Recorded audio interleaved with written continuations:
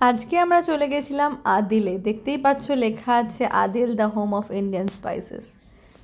আমি আগেও অনেকবারই গেছি। এটা একটু আমাদের যেখানে থাকি সেখান থেকে একটু দূরে, কিন্তু ওয়াকিং ডিস্টেন্সেই।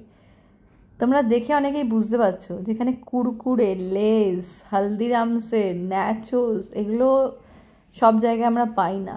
বালাজি চিপসটা তো মোটামুটি পাওয়া যায়, তাও আমি দেখে এখানে আসার পর বালাজি চিপসটা আমি প্রচুর খাই, তাই বালাজি চিপসের 2টো প্যাকেট তুলে নিলাম অলরেডি।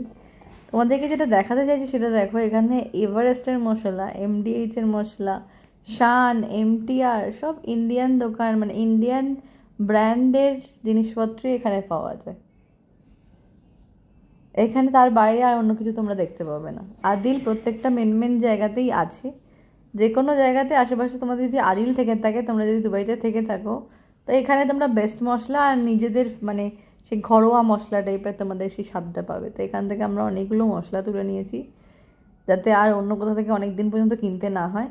ওয়াকিং ডিস্টেন্স যেহেতু এখানে আসাই যায়, অসুবিধা কিছু নেই, কিন্তু আমরা যখন সব কিছু কিনি তখন কেনা হয়ে যায়। আর হালদিরামসের কত সেই মুখরোচক, যেগুলো আমরা আমাদের কলকাতায় দোকানগুলোতে দেখতে পাই, ডাল ভুজি, মেরিগোল্ড, পার্লেজি, এগুলো তো দেখতেই পাই। টাটা সল্ট সব জায়গায় দেখতে পাই না। আশীর্বাদের নুনের তো প্রশ্নই ওঠে না। মানে আমি তো অনেক দিন পর আশীর্বাদের নুনের প্যাকেটটা দেখলাম, তো আশীর্বাদে নিয়ে নিই, 2টো টাটা সল্টের প্যাকেট নিয়ে নিয়েছি। এগুলো দেখতে পাওয়া যায় অন্য জায়গায়, এটা ফুড কালার।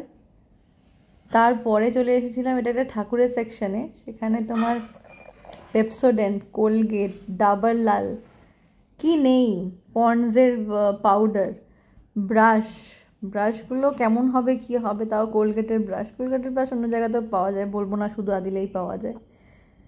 কিন্তু তারপরে আমি অনেক দিন পর যেটা দেখলাম সেটা হচ্ছে ডাভ সাবান। তোমাদেরকে দেখাচ্ছি, তার আগে দেখে নাও মার্গো সাবান, নাইসিলের পাউডার,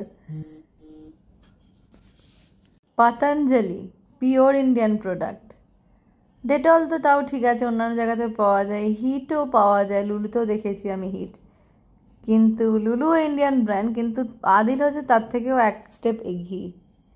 টাইড মানে সাবান আর কি, তাছাড়া এই যে ঠাকুর পুজো করার মাটির কিছু কিছু আসবাবপত্র, সর্ষের তেল, এগুলো সব চুলে কেশকালা। আর নিচে এই সাদাটা কি আমি ঠিক বুঝতে পারিনি, আমি তো তন্ময়কে জিজ্ঞেস করেছিলাম একবার এটা কি। তো লেফট সাইডে তুমি দেখতে পাবে ডাভ সাবান, কতদিন পর দেখলাম। কিন্তু এখন অন্য সাবান ইউজ করা অভ্যেস হয়ে গেছে, এখন ডাভ সাবান কিনতে হলে আবার তোমাকে এখানেই আসতে হবে, আর নাহলে 3-4টে নিয়ে রাখতে হবে। ভেসলিনেরও এটা খুব ভালো লাগলো, ভেসলিনটাও সব জায়গায় পাওয়া যায় না। তারপরে চলে এলাম আশীর্বাদ আটা, দেখতে পেয়েছি আশীর্বাদ আটার প্যাকেট অলরেডি নিয়ে নিয়েছি। আর ওই দেখো কমপ্ল্যান, হরলিক্স, সেরেল্যাক, মশালা ওটস। আমার মনে আছে আমি লাস্ট যখন কল্যাণীতে জব করতাম তখন মশালা ওটসের প্যাকেট ভরে ভরে নিয়ে যেতাম, ওটাই খেতাম। এটা পতঞ্জলির অ্যালোভেরা জুস। নিচে চিংসের শেজওয়ান চাটনি। সব জায়গায় ওই ছোটোটা পাওয়া যায়, বড়োটা একমাত্র ইন্ডিয়ান দোকানগুলোতেই পাওয়া যায়, আর এখানে লুলুতেও পাওয়া যায় না, যেটা আমি এখানে এসে দেখলাম বড়োটা আছে।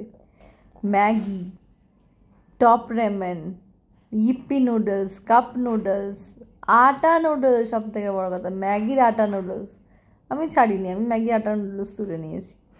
মানে এগুলো লোভ সামলানো যায় না, যেগুলো বাড়ি গেলেই একমাত্র পাওয়া যায় সেটা তুমি এখানে বসে একমাত্র আদিলেই পেতে পারো। তো তন্ময় বললে একটা ঝাল নুডলস কিনবে, তাই বলছি তুমি খাও, আমি কিন্তু খাবো না। এগুলো খুব স্পাইসি কোরিয়ান নুডলস, কখনো টেস্ট করে দেখিনি, কিন্তু ঝাল বলে হয়তো এগোই না, একটু টেস্ট করে দেখবো, হয়তো বলছি খাবো না। আর ওই দেখো সেই পাস্তা, মনে আছে ছোটোবেলায় একটা করে প্যাকেট নিয়ে যেতাম দোকান থেকে কিনে নিয়ে, সপ্তাহ লাস্টে একদিন খেতাম। আর এটা হচ্ছে ম্যাগি সস। এখনো পর্যন্ত আদিলটা ভিজিট করনি, একবার ভিজিট